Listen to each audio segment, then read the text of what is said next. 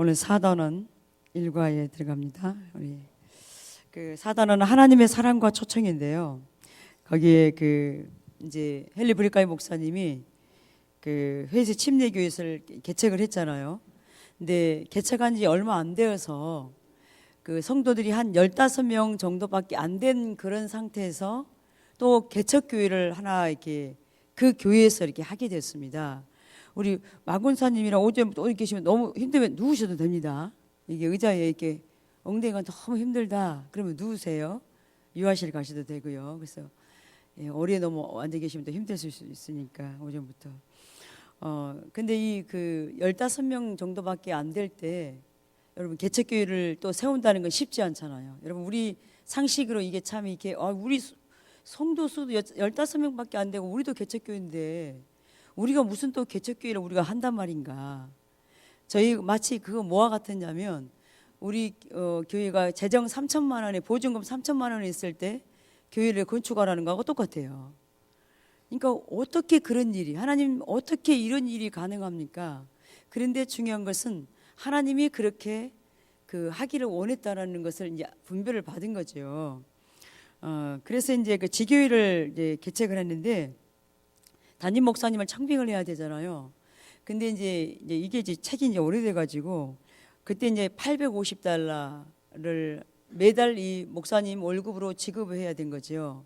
지금은 이제 시간이 지났으니까 지금 더 많이 올랐겠지만 예를 들어서 한 100만 원을 개척교회에 처음 하니까 사례비를 지불해야 된다. 근데 문제는 달달이 그 목사님 사례비를 줄 수 있는 형편이 안 됐다라는 거예요. 그래서 근데 그 목사님은 또 새 아이가 있어요. 양육을 해야 되고. 근데 또 이사 비용도 교회에서 대줘야 되고. 그러니까 그 목사님은 이사 비용도 없죠. 근데 미국에서 그 목사님은 오셔야 되고. 여기는 지금 캐나다입니다. 그런데 일단은 어떻게 했냐면 이 목사님은 이제 청빙하기로 하고 이제 그래 추진을 했어요. 그러면서 이 헬브르카미 목사님이 세상에 도대체 하나님께서 무슨 수로 이 필요를 채워주신단 말인가. 이사 비용뿐만 아니라 매달 100만 원씩 어떻게 할까. 근데 그렇게 기도하는 가운데 헨리 브리카미 목사님 가운데 뭐가 깨달아졌냐면 하나님이 나의 위치를 알고 계시는 한 이 세상에 어떤 사람에게서든지 제 위치를 알리실 수 있다. 그러니까 지금 이 말은 뭐냐면 지금 이 회수 침례교회 가운데 필요가 무엇인지를 하나님은 알고 계시다라는 거죠. 그러면 사람들에게 그것을 알리실 수가 있다. 그래서 하나님이 도움을 받게 하실 수 있을 것이다. 이게 깨달아진 거죠. 그래서 하나님이 저의 필요를 알고 계신 이상 하나님이 선택하신 그 누구의 마음에 저의 필요를 알려주실 것이다. 이 확신이 생긴 거예요. 그리고 이제 그 목사님은 미국에서 개척할 목사님은 이제 이사를 했습니다. 캐나다로. 그런데 이제 편지 한 통을 받았어요. 같은 침례교단에서. 그러면서 하나님께서 우리 교회 선교 예산의 1%를 서스케처원 선교에 쓸 것을 저희 마음에 알려주셨습니다. 근데 감동을 줬다는 거죠. 그러면서 여러분 교회에서 이걸 알아서 써주십시오. 그런데 그때 바로 이 1,100달러짜리 수표가 도착했는데 그게 우리나라 돈으로 88만 원이라는 거예요. 지금 한이하고 다르겠지만 이게 도착을 했어요. 그 교회에서 기도를 하는데 여기 세스코치원 여기에 돈을 보내주라는 감동이 있어요. 그리고 왔는데 이제 그리고 또 어느 날 전화를 받는데 어떤 분이 매달 목사님 사례비로 자기가 68만 원을 지불하겠다 매달. 그래가지고 이게 이제 다 해결이 됐잖아요. 그런데 그리고 이제 됐는데 이 미국 목사님이 딱 도착을 한 거예요. 그런데 이사 비용이 얼마나 들었습니까? 얼마 들었겠어요? 88만 원. 그리고 정확하게 이 매달 이 목사님의 1년 사례비를 지불할 분이 생겼다라는 거죠. 그러면서 여기에 우리의 필요를 아시는 하나님은 세상에 어떤 사람이든 감동시키셔서 우리의 위치를 알려주실 수 있는 분이라는 믿음으로 우리는 첫 믿음의 발을 내디뎠던 것입니다. 우리는 하나님이 원하시는 대로 조정했고 순종했습니다. 우리는 코너 목사님을 부르신 하나님이 또한 그에게 내가 너의 필요를 채워주는 자다고 말씀하셨음을 믿습니다. 우리가 순종할 때 하나님은 자신이 우리의 필요를 채워주는 분이심을 보여주셨습니다.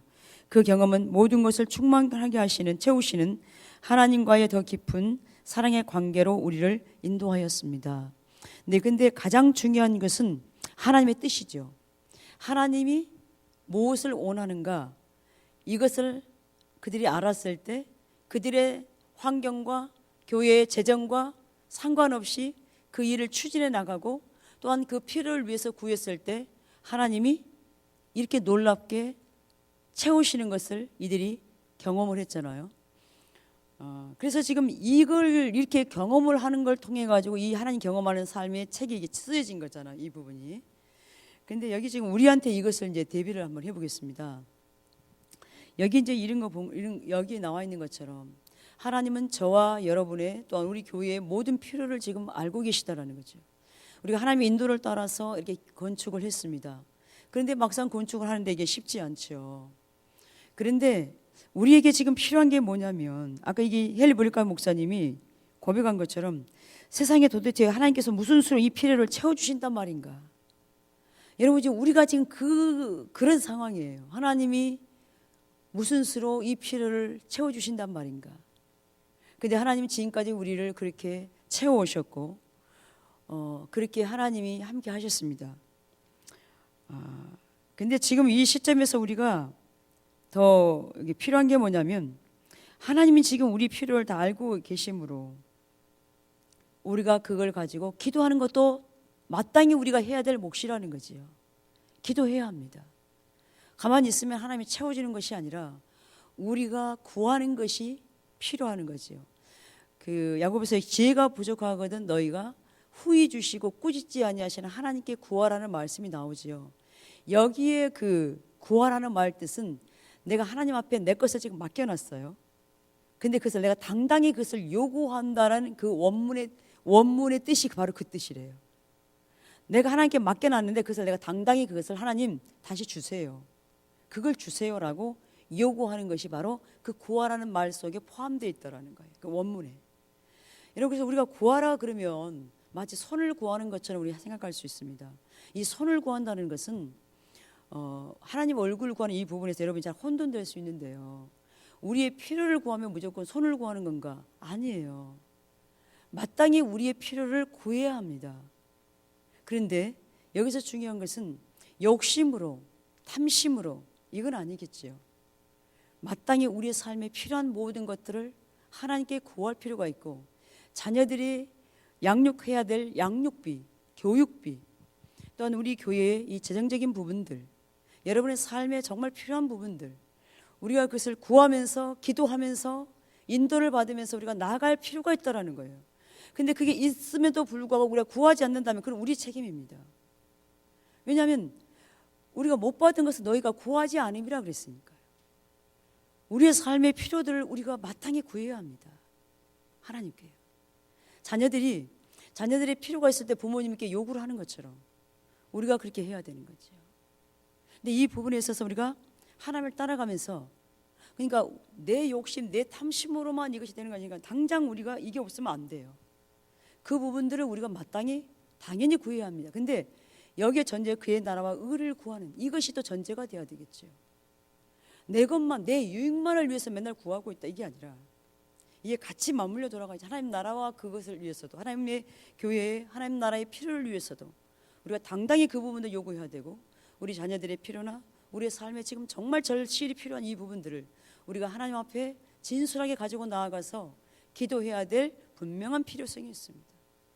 제가 전도사, 목사님 전도사 때 저희들 어렵잖아요, 우리가.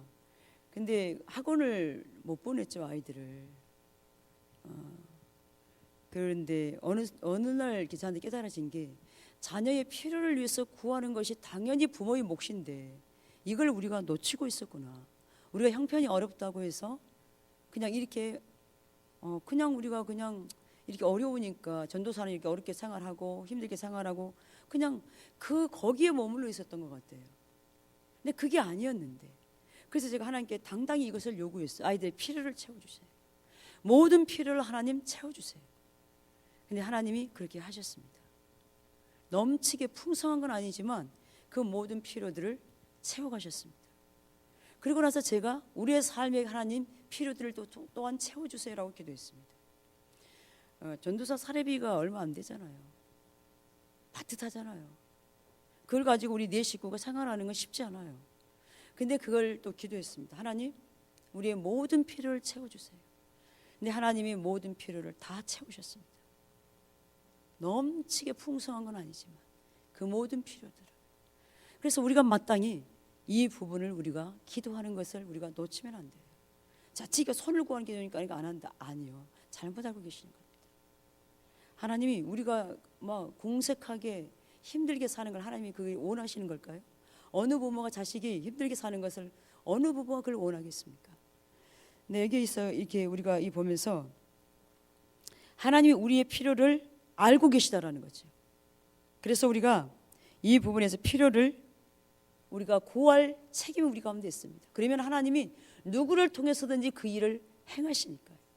그리고 저도 전에도 말씀드렸지만 신학 다닐 때 사람에게 절대 우리의 필요를 말하지 않았어요.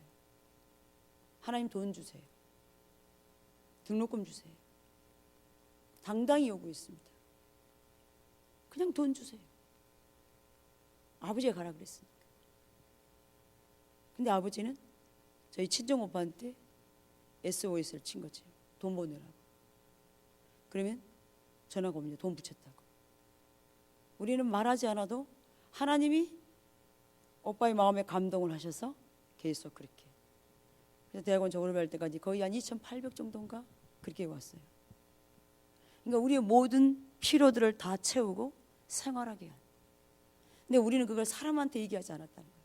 제가 오빠한테 얘기한 적도 없고 친정에 얘기한 적도 없고 저는 하나님께 돈 주세요. 지금도 여러분 우리가 필요들 있을 때 여러분 그렇게 구하십시오. 마땅히. 근데 거기에 필요는 우리만 먹고 잘 사는 게 아니라 때로는 구제할 거 있으면 구제하시고 하나님 나라를 위해서 우리가 이 부분이 같이 맞물려 돌아가야 되겠죠. 그래서 우리가 당당하게 하나님 앞에 구해야 되는 거죠. 당당하게. 그래서 하나님이 이때 원하는 이때 중요한 게 뭐냐면 하나님 우리 상황은 도저히 그게 아닌데 말씀하시면 어떻게 합니까? 가장 먼저 하나님이 원하시는 대로 조정해야 된다는 거죠. 삶을. 그리고 순종해야 돼요. 그럴 때 어떻게 합니까? 하나님이 필요를 채우시는 것을 우리가 경험하는 거죠. 그래서 여러분 개인과 우리 교회에 모든 필요를 하나님께 올려드리고 여러분 기도하는 게 필요합니다. 다리 장막 때도 그렇고 우리가 여러분 개인적인 기도의 시간도 마찬가지입니다. 우리가 이것이 되어졌을 때 우리는 하나님을 더 경험하는 자리로 갈 것이고요. 그래서 여러분 기도해 주십시오. 여러분의 필요를 위해서도 교회의 필요를 위해서도 이것이 같이 가야 합니다. 강 건너 불구경하는 것이 바라보지 마시고요. 교회 일이 나의 일인 것을 여러분 여기시고 그렇게 또 하셔야 합니다. 그리고 또 우리가 마땅히 해야 될 부분도 우리가 해야 합니다. 그런 부분에서요. 그럴 때 우리가 하나님을 경험하는 자리로 간다. 근데 여기서도 또 중요한 건 뭐냐면 신뢰하는 거죠. 하나님이 말씀하셨으면 하나님이 하실 것이라는 것을 신뢰하는 믿음이 얼마나 중요한가. 근데 이게 오늘 오전에 목사님 부익부에 대해서 말씀하셨지만 우리가 하나님을 경험하면 경험할수록 하나님을 알아져 가는 거죠. 하나님을 알아져 가니까 더 신뢰하게 되는 거죠. 예. 근데 이게 어느 순간 확 이게 되어지지 않죠. 점진적으로 우리가 그렇게 해 나아갈 때 이게 되어져 가잖아요. 이 단원의 암송 구절을 요한복음 14장 21절입니다. 같이 보겠습니다. 나의 계명을 가지고 지키는 자라야 나를 사랑하는 자니 나를 사랑하는 자는 내 아버지께 사랑을 받을 것이요 나도 그를 사랑하여 그에게 나를 나타내리라. 예, 우리가 하나님을 말씀을 순종할 때 진짜 하나님을 사랑하는 것이고 그리고 그 사람에게 하나님을 나타낸다 그러잖아요. 다시 말하면 하나님을 경험하게 하는 자리로 가게 될 거라는 거지. 우리가 하나님을 사랑하지 않으면 순종하는 자리 절대 못 가죠. 그러니까 우리가 하나님을 경험하는 자리로 못 간다는 거죠. 하나님을 자신을 나타낸다는 것은 궁극적으로 하나님을 경험하게 된다는 거예요. 우리가 하나님이 어떤 분인지를 알게 된다는 거죠. 자, 일과 같지만 하나님을 알라 합니다. 이것은 하나님을 안다라는 것은 하나님과 친밀한 교제 가운데로 우리가 더 있게 되는 것을 말하는 거죠. 친밀한 교제 가운데 있을 때 우리는 하나님을 알게 되고 이 하나님을 알게 된다는 것은 경험적으로 하나님을 알게 된다는. 그러니까 여기에는 순종이 항상 선행이 돼야 이 부분이 가능하죠. 순종이 안 된 상태에서는 경험이 절대로 일어날 수가 없잖아요. 여기 지금 가장 중요한 주제가 뭐냐면 하나님과의 경험을 통해서 하나님이 자신을 계시하심에 따라 나는 하나님을 더 친밀하게 알게 된다 그랬습니다. 예, 이게 선순환이죠. 이게 부익부죠. 그래서 하나님이 지금 이 과가, 이 단원이 하나님과 친밀한 사랑의 관계로 지금 우리를 초청하는 이 부분입니다. 그래서 하나님 우리를 부르신다는 것은 뭘 말하냐면 사역하자고 지금 부르시는 거라고 마찬가지라는 거죠. 근데 우리가 이미 십자가 복음에서 배웠지만 사역은 하나님과의 관계에서부터 이게 출발이 되는 거잖아요. 관계에서. 그래서 하나님이 나를 불렀다, 저와 여러분을 하나님의 자녀로 불렀다라는 것은 그 속에 뭐가 내포되어 있냐면 하나님의 일로 초청하고 있다는 거예요. 다시 말하면 우리 모두를 사역자로 불렀다는 거예요. 여러분, 목회자만 사역자가 아니라 우리 모두를 하나님이 사역자로 부르셨다는 것을 인지합니다. 하나님이 우리를 구원하시고 하나님이 부르셨다. 하나님의 일에 우리 모두가 동참하는 사역자로 불렀다는 것이죠. 그래서 우리가 하나님의 뜻을 알기 원한다면 우리가 거기에 기꺼이 하나님의 뜻 가운데 응해야 이것이 더 선명해진다는 거죠. 그리고 하나님이 사랑하는 자들로 하나님 나라의 목적을 세상에 이루어 나가도록 하신다. 여러분, 이게 중요합니다. 하나님을 사랑하는 자들로 말미암아 하나님의 뜻과 목적을 이루게 하시죠. 여러분, 하나님을 사랑하지 않는데 하나님의 뜻과 목적을 어떻게 이루어갑니까? 그래서 하나님은 사람을 부르십니다. 누구를? 하나님을 사랑하는 사람들을 부르십니다. 그래서 그 사람을 통해서 하나님의 뜻과 목적을 세상 가운데 이루어 나가는데, 여기 지금 하나님의 은총을 받은 자, 다시 말하면 하나님의 신임을 받은 자, 다시 말하면 하나님이 기뻐하는 자, 그런 자를 통해서 하나님이 일해 가신다. 그래서 모세에게 그랬잖아요. 내가 내 앞에서 은총을 받았다. 하나님 앞에서 은총을 입은 자, 다시 말하면 하나님께 신임을 받은 자, 하나님이 기뻐하는 자. 근데 그것이 저와 여러분에게 하나님이 나의 은총을 받은 자다, 나의 신임을 받은 자다, 내가 기뻐하는 자다, 그렇게 그런 음성을 그렇게 우리 가운데 말씀하실 수 있기를 주님의 축복합니다. 그래서 이게 하나님이 항상 하나님 사랑하는 자를 통해서 일해 가신다. 근데 여러분 보십시오. 우리가 이미 살펴봤지만 우리가 하나님을 떠날 수 있습니다. 근데 하나님을 떠나 있어도 하나님의 사랑은 여전히 어떡하죠? 변함이 없으시죠. 근데 문제는 우리를 향한 하나님의 사랑은 변함이 없지만 문제가 뭐냐면 하나님의 사랑을 우리가 경험하는 자리에 있지 못한다는 거지. 하나님을 떠나 있으니까. 그럼 뭐하고 얘가 비슷합니까? 탕자유하고 똑같죠. 아버지를 떠나가니까 아버지 집에서 그 부와 그 평안함을 누리지를 못했죠. 근데 언제 회복이 됩니까? 돌아왔을 때 아버지께. 여러분, 마찬가지입니다. 우리가 하나님과 동행해서 하나님과 친밀한 가운데 있을 때 우리가 하나님의 생명이 우리 삶 가운데 경험된다는 거죠. 그러니까 여러분, 이겁니다. 내가 아무리 교회를 열심히 다닌다 할지라도 하나님과 언제나 관계 안에 있지 않으면 하나님의 생명이 나하고는 상관이 없을 수 있어요. 하나님이 경험되지 않을 수 있다는 거예요. 기도해도 응답이 없고 하나님이 함께하심, 보호하심, 인도하심이, 하나님의 임재하심이, 하나님의 도우심이 경험이 안 된다는 거죠. 그래서 교회에 나온다는 것을 여러분, 내가 하나님을 사랑하고 있다라고 단정 짓지 말라는 거예요. 내가 교회 나오니까 하나님 사랑하는 거야, 내가 예배 드리고 있으니까 하나님 사랑하는 거야, 이게 아니라는 거예요. 관계 안에 있지 않으면 이게 아니라는 거죠. 관계 안에 있으면 뭐가 증명이 됩니까? 하나님의 뜻에 기꺼이 내가 순종하는 자리로 가는 거죠. 그게 온전한 관계죠. 하나님을 내가 사랑하니까 그 자리에 있어야 우리가 하나님이 경험되는 거죠. 자, 그러면 이 시간, 우리 지난주에도 그걸 살펴봤지만 저와 여러분이 이 시간은 우리를, 내가 지금 하나님을 떠나 있는지 안 떠나 있는지, 내 삶에 얼마만큼 하나님의 생명이 지금 있는지 없는지, 우리가 이 말씀을 보는 것은 항상 우리 자신을 돌아봐야 되는 거잖아요. 오전에도 목사님 살펴봤지만 예수님 시대에 그 당시에 유대인들은 가장 축복받은 사람일 수도 있다는 거죠. 왜요? 살아계신 하나님을 직접 그들이 대면했으니까요. 살아계신 하나님이 인간의 몸으로 오셔버렸잖아요. 인간의 땅 가운데 인간들 속으로 오셨잖아요. 그 살아계신 하나님이 인간의 몸으로 오셔서 하나님이심을 나타내고 있잖아요. 근데 하나님이 인간의 몸으로 오셔서 그들 가운데 직접 말씀하고 있음에도 불구하고 여러분 구약 시대 때는 선지자 제사장 외에는 기름 부음 받은 자는 하나님과 직통으로 돼야 할 수 없었잖아요. 근데 예수님이, 하나님이신 예수님이 그들 가운데 직접 오셔서 표적과 이적을 보이시고 치유해 주시고 말씀을 선포해 나가셨어요. 하나님 나라를 선포해 나가셨어요. 하나님 나라의 기준을 선포해 나가신 말씀하셨어요. 그럼에도 불구하고 그들이 듣지 못하고 깨닫지 못하고 알지 못했다라는 거예요. 뭡니까?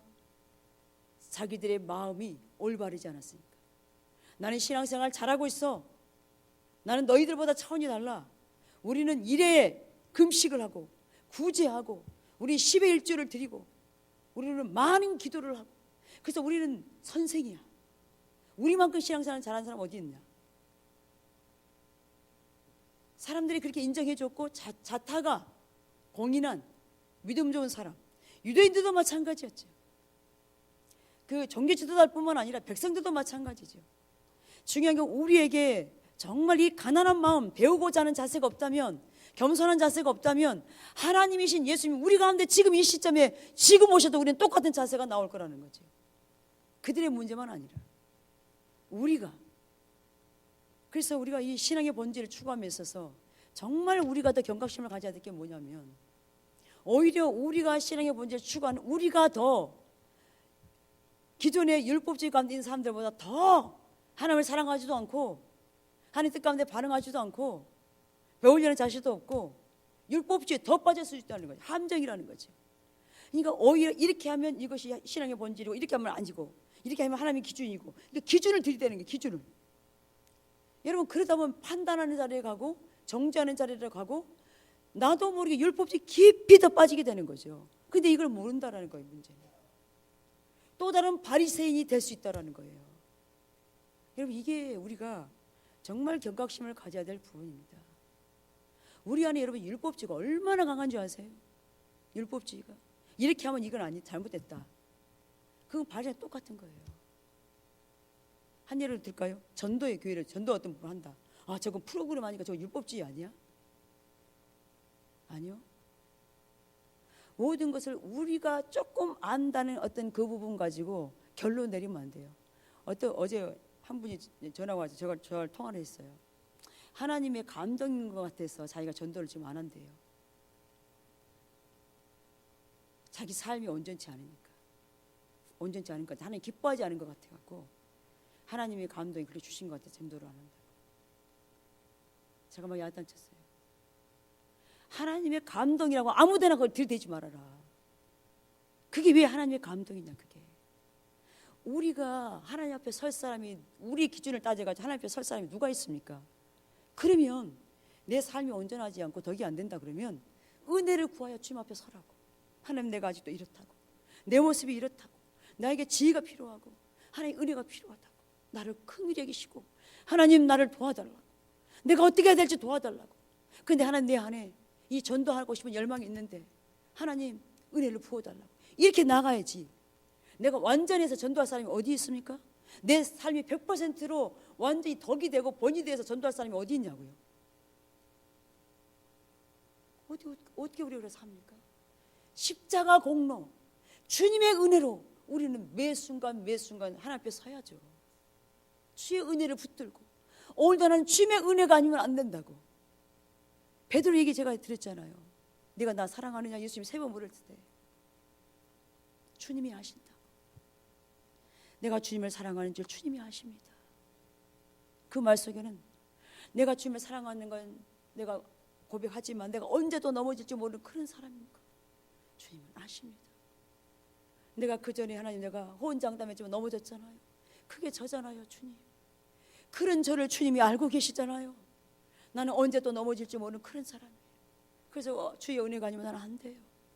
여러분 우리에게 매 이 자세가 필요하다고요. 우리에게. 그래서 아무 때나 하나님의 감동이라고 갖다 얘기하라. 하나님 감동 줘서 안 한다고. 여러분 이거 진짜 심각한 거예요. 아무 때나 하나님 감동이래. 하나님 감동. 분별을 받아야죠. 분별되죠.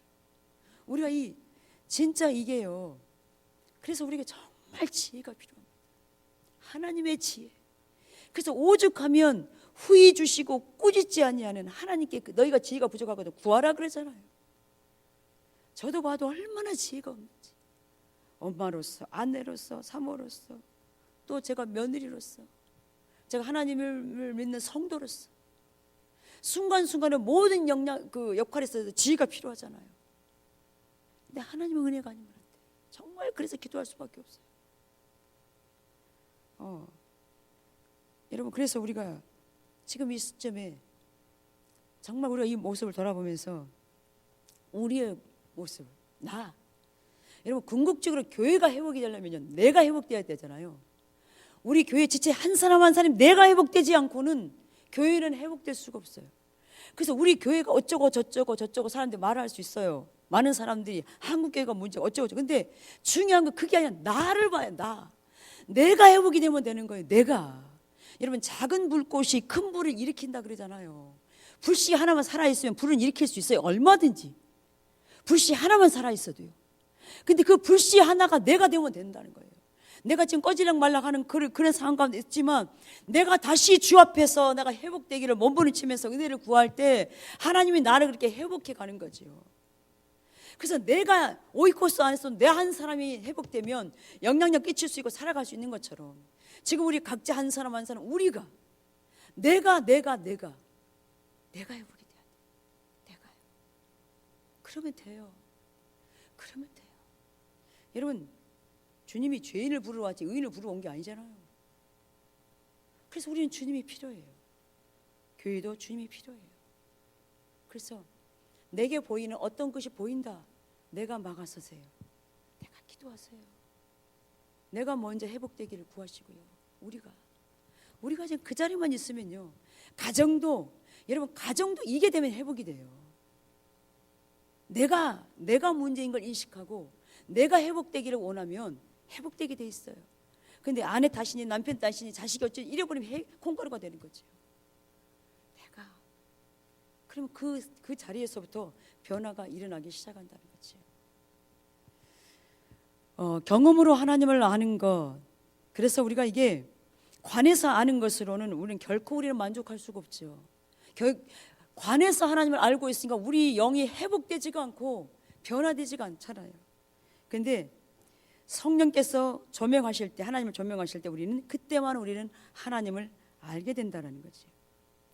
여러분, 그 모세가 불 붙는 떨기나무 앞에 있을 때 하나님께 이렇게 물었어요. 내가 이스라엘 자손에게 가서 이르기를 너희 조상의 하나님이 나를 너에게 보내셨다 하면 그들이 내게 묻기를 그의 이름이 무엇이냐 하리니 내가 무엇이라고 그들에게 말하리이까. 그때 하나님이 나는 스스로 있는 자니라. 또 이르시되 너는 이스라엘 자손에게 이같이 이르기를 스스로 있는 자가 나를 너희에게 보내셨다라. 스스로 있는 그 하나님. 그러니까 이 스스로 있는 말 속에는 뭐가 포함되어 있냐면 내가 바로 영원한 하나님이고 미래에도 있는 나 그대로의 하나님. 다시 말하면 나는 내가 필요하는 전부다. 내가 필요하는 전부인 하나님이다. 그 말이 너희의 필요하는 전부의 하나님. 우리의 모든 것 대신 하나님. 나의 전부인 하나님. 스스로 있는 자 속에는 나의 모든 것, 나의 전부, 이게 포함되어 있다. 그분이 너를 보냈다.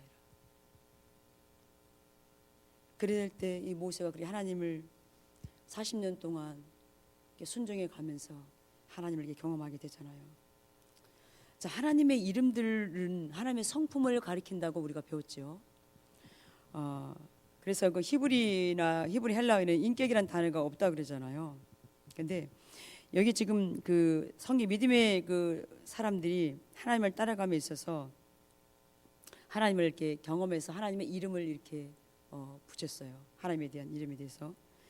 그래서 이 이름은 그 사람의 성격이나 본질을 나타내는 건데 하나님을 경험한 사건 뒤에는 반드시 이름이나 칭호를 붙이는데 자기가 경험한 그 하나님의 이름을 붙였다라는 거죠. 자, 우리 한번 예를 들어볼까요? 여호와 니시 우리가 잘 알죠. 자, 지금 그 이스라엘 민족이 여호수아가 이스라엘 그 군대를 끌고 아말렉과 전쟁을 합니다. 그런데 모세가 하나님 앞에 손을 들고 이렇게 서죠.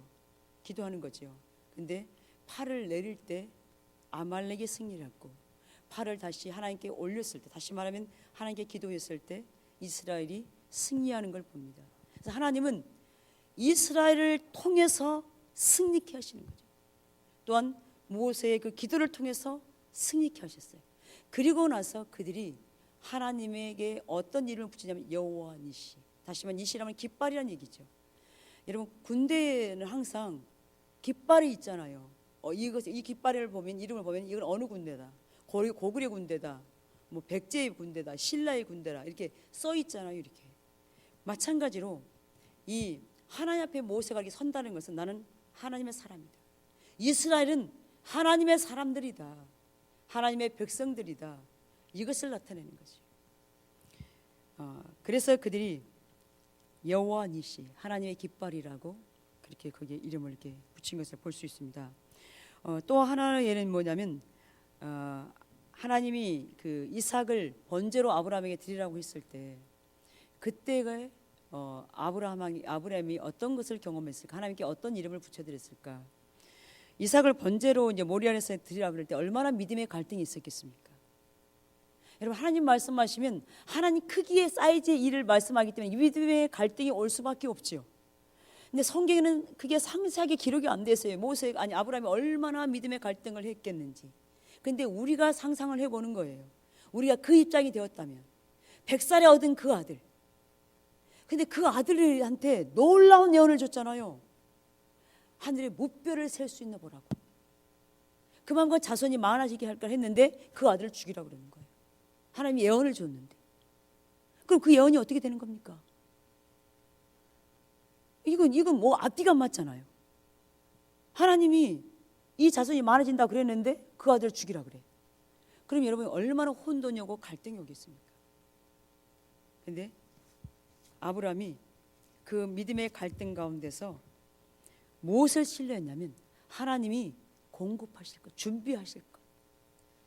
내가 이삭을 달라고 한 것도 아니고 하나님이 준다고 그랬어요. 그리고 하나님이 태어나게 하셨어요. 그리고 그 아들을 통해서 그 하늘의 무별처럼 그 자손의 숫자가 많아진다고 자기가 구한 것도 아니에요. 하나님 말씀 주신 거예요. 그렇다면 그걸 붙드는 거예요. 우리 가운데 혼돈이 올 때요, 우리가 어느 자리로 가야 되냐면 하나님이 내가 하나님 관계 가운데 있을 때 평안하실 때 주던 약속들 우리가 붙드는 거예요. 약속을. 근데 약속을 보면 이게 혼동이 올 수 있지만 근데 그걸 붙드는 거예요. 하나님이 말씀하셨다면 하나님 하실 것이다. 하나님이 지금 내 아들을 번제로 받기를 원한다면 하나님이 공급해 주실 것을, 준비해 주실 것을 그는 신뢰했다라는 거예요. 그래서 그가 삶을 조정할 수가 있었어요. 그리고 순종하는 자리로 기꺼이 가게 된 거죠. 근데 놀랍게 순양을 준비하시잖아요. 그래서 아브라함이 여호와 이레 하나님을 찬양한 거죠. 여호와 이레 하나님이 준비하셨다. 그리고 나서 순종했을 때 하나님이 뭐라고 말씀하시냐면 내 씨가 번성하여 하늘의 별과 같고 바닷가의 모래 같게 하리니 내 씨가 그 대적의 성문을 차지하리라.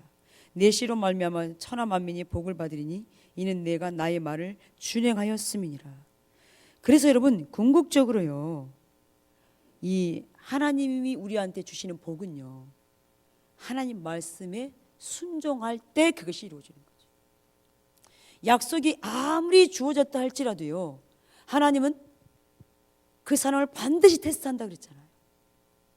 약속이 주어졌다면 그 다음 단계는 우리를 시험하는 단계죠. 바로 다 줄 수가 없어요. 하나님을 신뢰하는 믿음 가운데 있어야 그걸 받을 수가 있잖아요.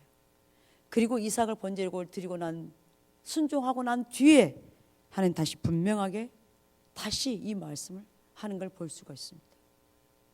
우리 교회 가운데 하나님의 부흥을 말씀하셨습니다. 우리가 부흥교회라고 이름 지으려고 생각한 적도 없고 우리가 교회를 개척하려고 생각한 적도 없고, 근데 하나님이 교회를 개척하게 하시고 부흥이라는 이름을 주시면서 그 의미를 말씀하시면서 진정한 회복과 부흥을 말씀하시면서, 그리고 정말로 하나님만을 사랑하고 목적하고 하나님 뜻 가운데 순종하는 무리를 세우고 싶어 한다고 그 열망들을 말씀하셨습니다. 그렇다면 이것이 하루아침에 이루어지는 것이 아니라 아브라함에게 그 믿음을 테스트하고 난 뒤에 다시금 약속의 그것을 분명히 말씀하면서 그것이 아브라함 그 말씀이 이루어지게 한 것처럼 저와 여러분에게도 마찬가지라는 거예요. 우리 교회도 마찬가지라는 거예요. 여러분 개인 가운데 하나님이 어떤 말씀을 주셨다. 우리 교회 가운데 그걸 주셨다. 그렇다면 우리가 하나님의 그 기준을 따라서 하나님의 뜻 가운데 순종하는 자로 나아갈 때 그것이 하나님의 때에 궁극적으로 이루어져 가는 것을 성경 전체를 통해서 우리 가운데 교훈하고 있다는 거예요.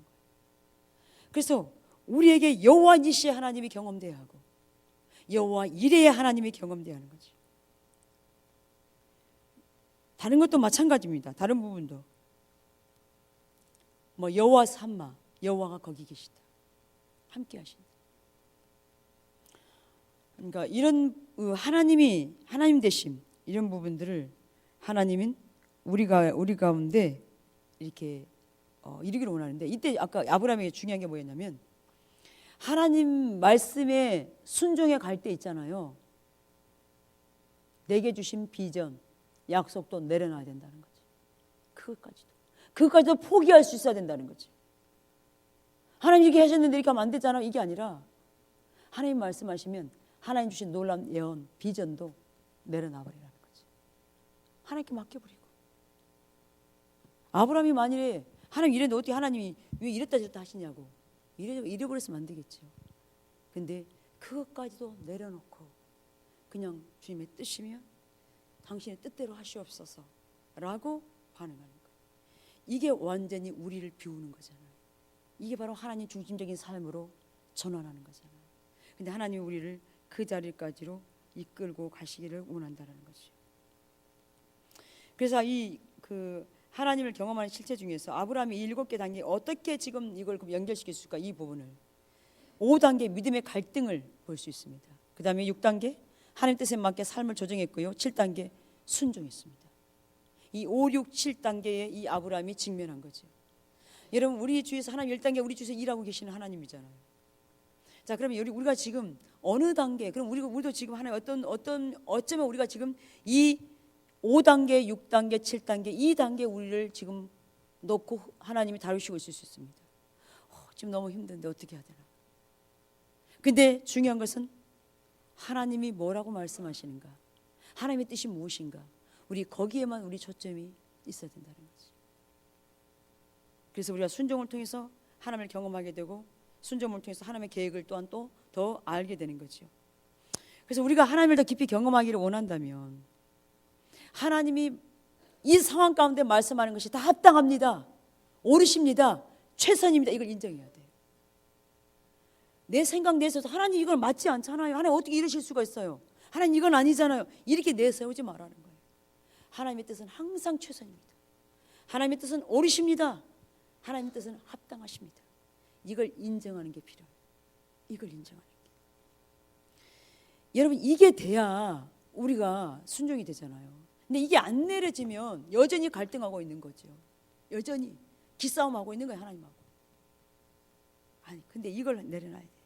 이게 아브라함이 이게 내려놓은 거예요. 여러분 이걸 우리가 한번 이렇게 지금 대충 넘어가서 그렇지 아브라함의 상황을 한번 생각해 보셔요, 여러분.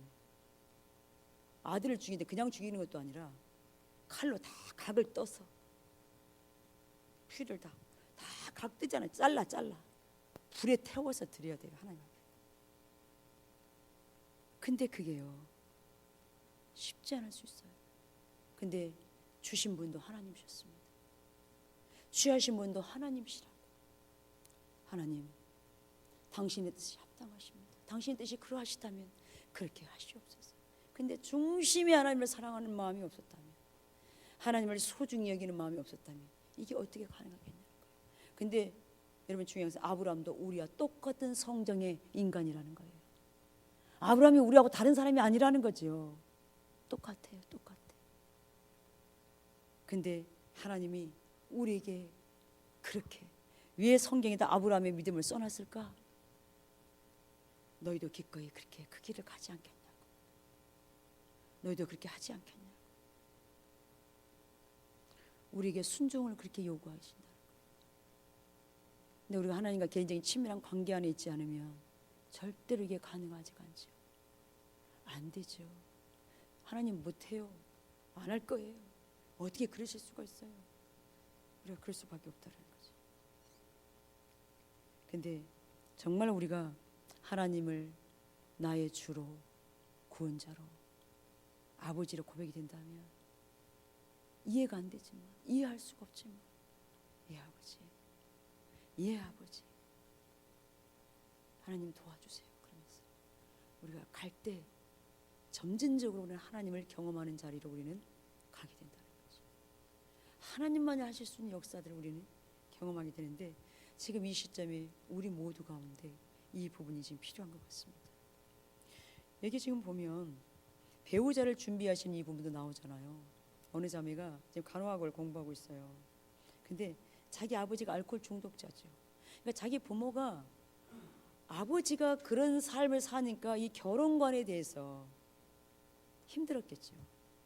또 그런 사람 만날까 봐 나는 결혼 안 할 거야, 독신으로 살 거야, 그런 마음을 가질 수도 있어요. 자기 어머니가 사는 삶, 자기 식구들이, 가족들이 사는 삶이 너무 힘들었으니까. 근데 우리는 인간적인 관점으로는 그렇게 정리를 합니다. 근데 하나님이 뭘 원하는 걸 이거 하나님의 관점을 봐야죠.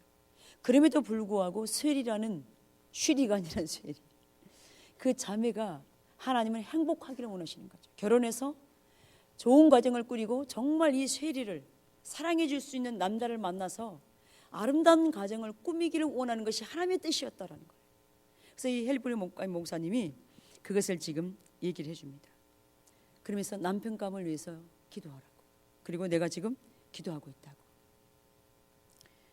그러면서 하나님은 쇠리 그 자체로 사랑해 줄 수 있는 좋은 남성을 쇠리에게 주시기를 원하신다는 것을 나는 믿어요. 오늘부터 당장 나는 하나님께서 쇠리에게 아주 좋은 사람, 사랑이 많은 남편감을 주시도록 기도하겠습니다. 근데 이때 이 자매가 취한 자세가 중요해요. 그렇게 목회자가 얘기를 하면, 목사님 얘기를 하면 그걸 받아들여야 되는데, 어떤 사람은 안 받아들인 거 아세요? 참 이게 이러니까 이게 아무 일도 안 일어나는 거예요. 자기 관점이 묶여 있어. 자기 생각에, 자기 틀에. 이렇게 하면 나도 막 힘들 거야. 나는 싫어. 그러니까 자기가 미리 포기 다 해버리는 거예요. 아예. 그러니까 하나님이 자기한테 얼마나 놀랍고 귀한 것을 예비해 놨는지를 전혀 경험을 못하는 거죠. 하나님이 주시고 싶은 걸 자기 스스로가 놓쳐버리는 거예요. 거부해버리는 거예요. 난 싫다고. 그 싫다고 하는 거 똑같아요. 근데 하나님이 우리 모두가 행복하기를 원한다는 거, 이게 하나님 뜻인 걸 여러분은 아십니까? 하나님 우리 모두가 행복하기를 원해요. 이게 하나님의 뜻이라고요.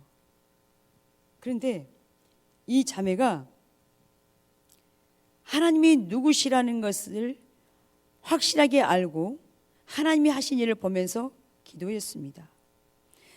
그녀는 하나님께서 주시는 사람을 받아들이려고 열린 마음을 가지고 임했습니다. 하나님께서 선택한 사람을 그녀에게 보여주셨을 때 그녀는 하나님께 순종하며 받아들여야 했습니다. 여러분, 이게 중요한 자세예요. 내가 해야 될 몫이 있다니까요. 하나님의 뜻은 아무리 놀라워도 내가 반응하는 자리에 가지 않으면 경험될 수가 없어요. 기꺼이 내가 반응해야 돼. 하나님 뜻이 그렇군요. 난 이렇게 왜곡되게 나는 생각을 했었는데, 하나님 내가 그렇게 행복하기를 원하는군요. 그렇다면 제가 그것을 받아들이고 제가 그렇게 기도하겠습니다. 그리고 어떤 남자가 나타났어요. 하나님 나한테 선택한 사람이구나. 그렇게 믿음으로 반응했을 때 행복하게 그 가정을 이렇게 꾸미며 살 수 있었던 걸 볼 수 있죠. 아이들 2명의 자녀를 낳고. 그러니까 여기서 중요한 게 뭐냐면 반응하는 거예요. 하나님의 뜻이 뭔가 반응하는 거예요. 내가 가지고 있는 틀을 깨고 하나님의 뜻이 그거라면 내고지 피우지 말고요. 여러분, 이럴 때 우리가 하나님을 경험하게 된다는 거죠. 그래서 여러분이 인생을 통해서 하나님이 일하고 계신 사건들을 한번 이렇게 써보라 그랬잖아요. 지금까지 여러분이 예수님 믿고 예수 믿기 전이라도 여러분 인생 가운데서 여러분이 모르는 사이에 하나님이 여러분 가운데 함께하는 은혜들이 있었을 겁니다. 또 여러분이 실질적으로 경험한 은혜들이 있었을 것입니다. 그것들을 한번 여러분 집에 가셔서 A4 용지를 꺼내놓으십시오. 그래서 나의 삶 가운데 하나님이 어떻게 내 삶에 그렇게 간섭하시고 함께 하시고 이렇게 경험하게 하셨는가, 일하게 하셨는가, 그걸 한번 써보세요. 그리고 여기 보면 그 하나님의 이름 칭호 표현들이 있어요. 이게 지금 44가지 하나님의 성품들이 나오거든요. 지금 여러분들이 그 해오신 분들 옛날에 한 거 말고 그러면 다시 지금부터 또 최근 들어 또 있을 거잖아요. 다시 여러분 집에 가셔서 이 44가지를 나는 어떤 하나님을 경험했는가. 그리고 일단은 기도하지. 하나님, 이걸 보시면서 언제 내가 어떤 하나님을 경험했고 어떻게 함께 하셨고 그랬는가. 한번 여러분 적어보세요. 나의 보인, 이거는 변호인이란 말이에요. 다시 말해 중보자예요. 요즘 개역 개정판에는 중보자라고 나와요. 이게 욥기 16장 19. 지금 나의 증인이 하늘에 계시고 나의 중보자가 높은 데 계시니라. 그러니까 나의 중보자, 변호가 되어 나를 변호해 주신 그 중보자 되신 예수님이 경험했다면, 하나님을 경험했다면 그걸 써보라는 거예요. 그리고 위로자, 기묘자, 모사, 이거는 조언자죠. 주님만이 진정한 그리스도만이 우리의 조언자이십니다. 여러분, 모사는 왕한테 이렇게 조언을 한 사람들이잖아요. 기묘자, 진정한 그리스도만이 우리의 모사가 되세요. 조언자가 되세요. 나를 조언해 주신, 내 삶에 문제가 있었을 때 이렇게 조언하셨다, 이렇게 가르치셨다.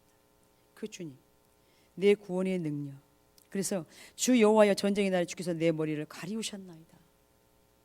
우리 아버지, 하나님이 정말 내 아버지인 것이 선명하게 느껴졌어요. 그냥 예전에 막연히 아버지 불렀는데 그게 막연했는데 어느 순간 하나님이 정말 나의 아버지시고 정말 좋으신 내 아버지, 이게 경험이 됐다면 그걸 써보시고. 견고한 기초돌, 이거 뭐냐면 이사야 28장 16절에 그러므로 주 여호와께서 가라사대 보라 내가 한 돌을 시온에 두어 기초를 삼았노니 곧 시험한 돌이여 귀하고 견고한 기초돌이라. 그것을 믿는 자는 급절하게 되지 아니하랴. 근데 개역 성경에는 다급하게 되지 아니라. 하나님 믿는 사람은 그냥 경각간에 어떤 일이 아주 급절하게 다급하게 일이 생기지 않는다라는 거예요. 하나님 미리 보호하시고 함께 하시기 때문에 그런 것들. 그 다음에 전능한 하나님, 나를 위하여 보수하신 하나님, 다시 말하면 원수를 갚아주시는.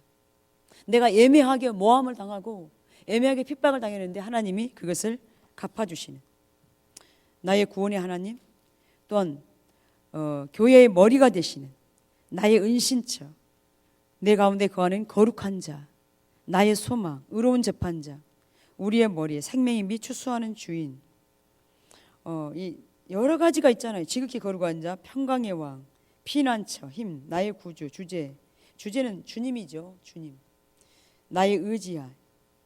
그 다음에 생명의 떡과 나의 의지. 여러분 여기서 쭉 한번 써보십시오. 그러면 여러분 엄청나게 여러분도 모르는 사이, 내가 이런 하나님을 경험했구나, 그것이 보이시게 될 겁니다. 그러면서 나머지 아직 경험되지 않은 그 부분들도 하나님 계속 은혜를 구하고 여러분이 서시면 참 좋을 것 같아요. 그래서 여러분 집에 가서 꼭 이건 해보십시오. 그냥 넘어가지 마시고요. 하나님과 친밀한 그 개인적인 시간을 갖고 여러분의 삶에 어떤 하나님이 경험됐는가. 제가 이렇게 몇 가지만, 이게 큰 것만 한번 예를 들면 위로자 하나님. 제가 이렇게 1995년대 엄청나게 그 마음에 아픔이 있었어요. 그래서 교회에 울면서 이렇게 비가 오는 날 우산을 쓰고 울면서 기도를 걸어가는데 눈물 때문에 앞이 안 보여요. 또 비도 억수같이 오고 여름이라.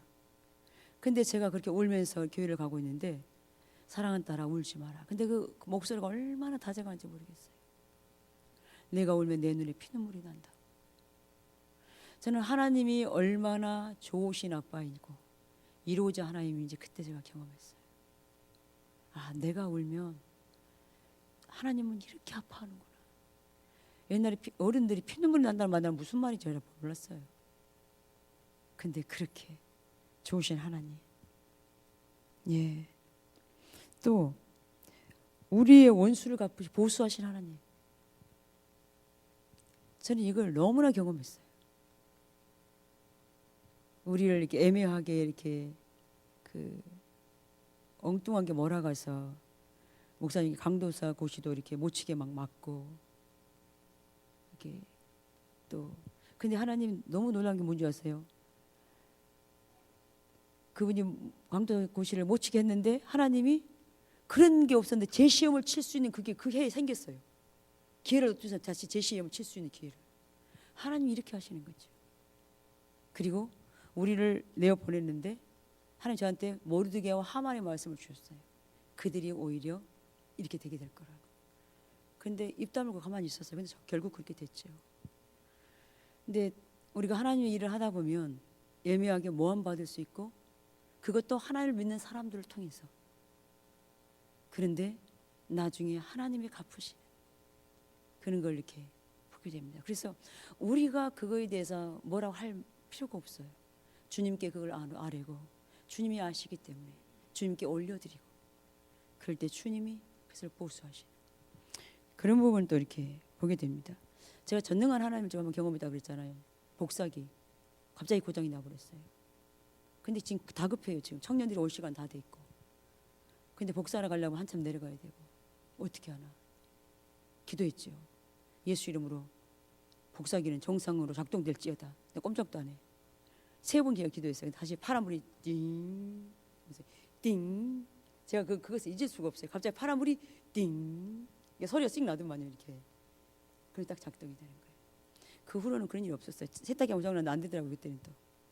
그러니까 제 안에 능력이 있는 게 아니라 그때 주님이 일하신 거죠. 제 그때 그 믿음 따라 그때 역사하신 거예요. 그때 부으시는, 임하시는. 예. 그리고 이렇게 찬양할 때 그 거룩한 주님, 얼마나 거룩하게 그 주님이 느껴지는지. 제 옆에 서 계시는데 와, 그 인격과 품격은 말로 표현을 어떻게 할 수가 없어요. 근데 나는 그 옆에 너무나 초라한, 나는 주님의 신부감이 못 돼요. 그 품격을 따라갈 수가 없어요. 근데 찬양을 드리는 가운데 내가 주님처럼 키가 커지면서 하얀 세마포 옷이 입혀지면서 갑자기 주님의 품격에 맞는 신부로 딱 변화되는 거지. 그 순간에 그걸 제가 느끼겠어요. 근데 저와 우리 모두를 그렇게 주님이 그렇게 변화되기를 주님은 그렇게 원하시고 계시죠. 또 한 번 이렇게 새벽기도 갈 때, 그때 교회 있을 때 그 서울 잠실 체육관 앞에 우리 신호 대기하고 기다리고 있는데 차가 신호를 무시하고 우리 차를 바로 그냥 그때는 봉고차가 앞에가 짧은 봉고차, 그 뭐였는지 모르겠네. 그 차를 박았는데 제가 오른편에 앉아 있었는데 오른쪽을 박아버린 거예요. 근데 이게 차가 앞에 범퍼가 작기 때문에 한 10cm나 20cm만 10cm만 좀 했어도 제가 즉사했든지 중상을 당했든지 그랬을 거예요. 근데 앞에 범퍼만 그냥 아주 다 망가뜨려 놨어요. 근데 딱 내렸는데 너무나 덤덤한 거 있죠. 순간 엄청난 그게 일인데 덤덤한 거예요. 주님이 지키시고 보호하신.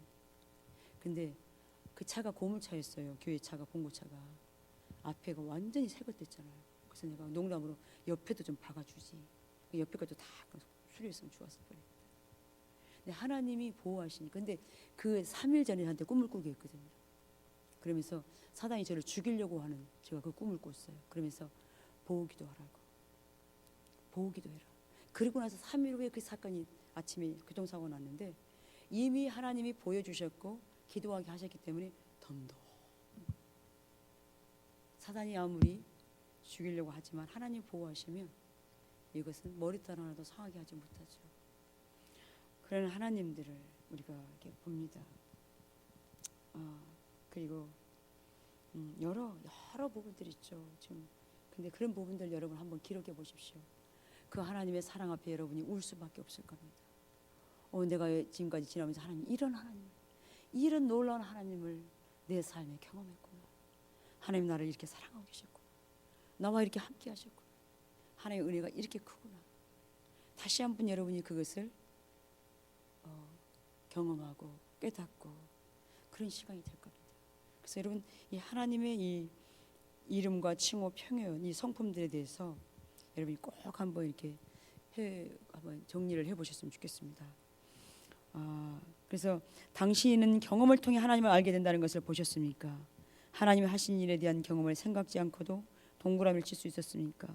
예를 들면 당신이 슬픔 가운데 있을 때에 하나님의 위로를 경험하지 못했다면 당신은 하나님을 위로자로 알 수는 없을 겁니다.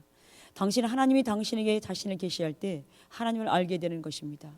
당신은 하나님을 경험하는 대로 그를 알게 됩니다. 그게 바로 우리가 공부 과정을 하나님을 경험하는 삶이라고 제목 붙인 이유입니다. 당신은 어떻게 하나님을 개인적이고 친밀적으로 알게 됩니까? 여러분 언제 어떻게 알게 됩니까? 여러분이 극한 상황 가운데 있을 때, 여러분이 어려움 당했을 때, 슬픔 가운데 있을 때, 낙심 가운데 있을 때, 또 온전한 예배 가운데 하나님을 더 우리는 개인적으로 친밀하게 알게 되죠.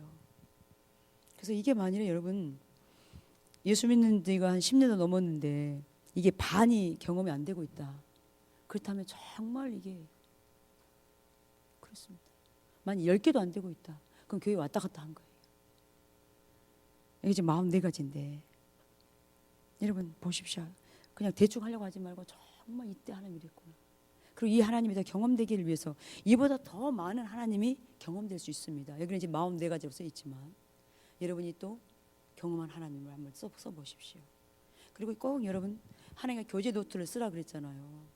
쓰십시오. 언제 어떻게 어떤 기도의 응답이 있었고 하나님이 어떻게 이렇게 하셨고 계속 여러분 써나가세요. 그 부분들을. 자, 이과 요점 하나님을 아는 것은 오직 하나님이 자신을 나에게 계시하시는 경험을 통해서만 이루어질 수 있다. 하나님이 나의 경험을 통해서 자신을 계시하실 때 나는 하나님을 보다 친밀하게 느낄 수 있다. 예.